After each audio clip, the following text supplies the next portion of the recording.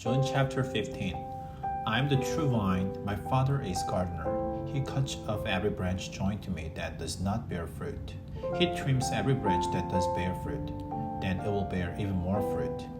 You are already clean because of the word I have spoken to you. Remain joined to me, just as I also remain joined to you. No branch can bear fruit by itself.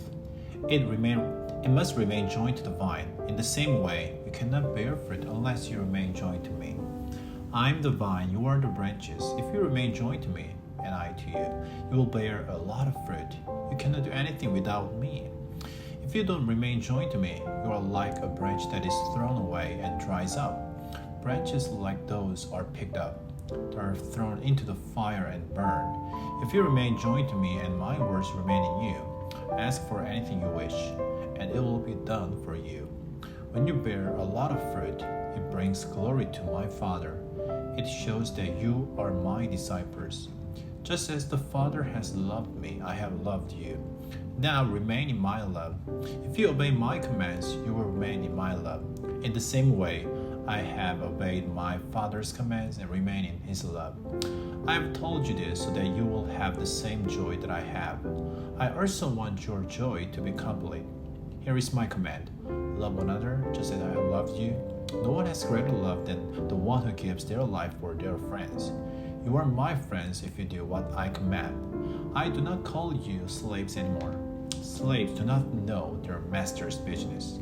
Instead, I have called you your friends. I have told you everything I learned from my Father. You did not choose me. Instead, I chose you. I appointed you so that you might go and bear fruit that will last. I also appointed you so that the Father will give you what you ask for. He will give you whatever you ask for in my name. Here is my command. Love one another. My disciples, does the world hate you? Remember that it hated me first. If you belong to the world, it would love you like one of its own. But you do not belong to the world. I have chosen you out of the world. That is why the world hates you. Remember what I told you. I say, a slave is not more important than his master.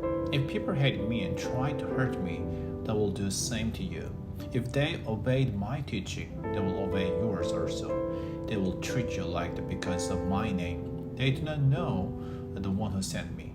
If I had not come and spoken to them, they would not be guilty of sin. But now they have no excuse for their sin. Whoever hates me hates my Father also. I did worse among them than no one else did. If I hadn't, they would not be guilty of sin. But now they have sinned those words. And still they have hated both me and my Father. This has happened so that what is written in their law would come true. It says, they hated me without any reason. I will send the friend to you from the Father. He is the Spirit of truth, who comes out from the Father. When the friend comes to help you, he will be witness about me. You must also be witnesses about me. That's because you have been with me from the beginning. John chapter 16. I have told you all this so that you will not turn away from the truth. You will be thrown out of the synagogue.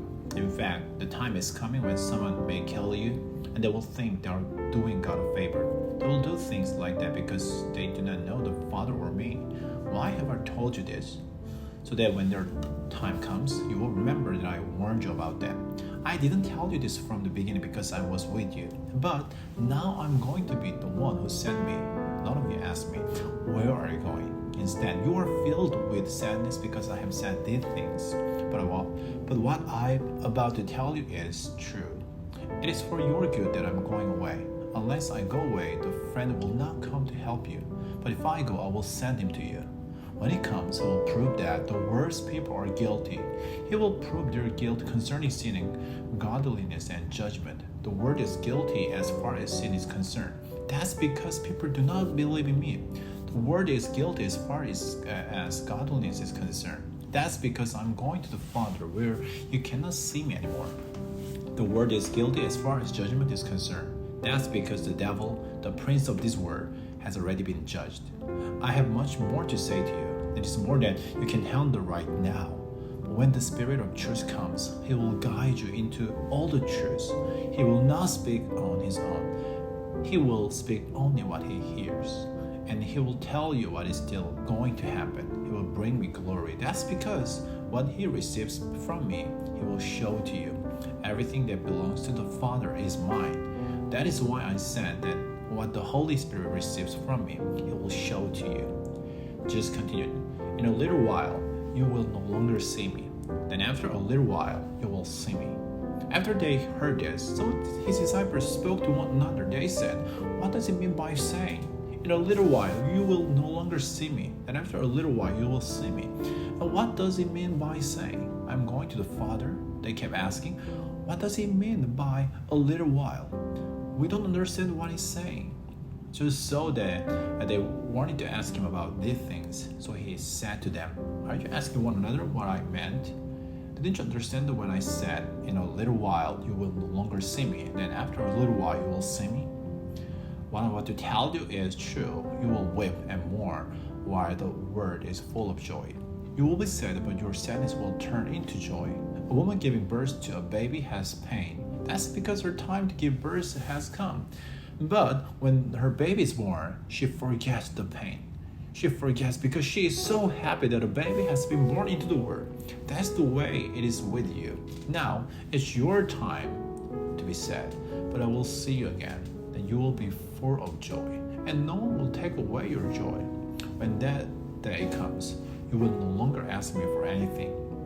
What I'm about to tell you is true. My Father will give you anything you ask for in my name. Until now you have not asked for anything in my name. Ask, and you will receive what you ask for. Then your joy will be complete. I have not been speaking to you plainly, but a time is coming when I will speak clearly. Then I will tell you plainly about my Father. When that day comes, you will ask for things in my name. I'm not saying I will ask the Father instead of you asking him.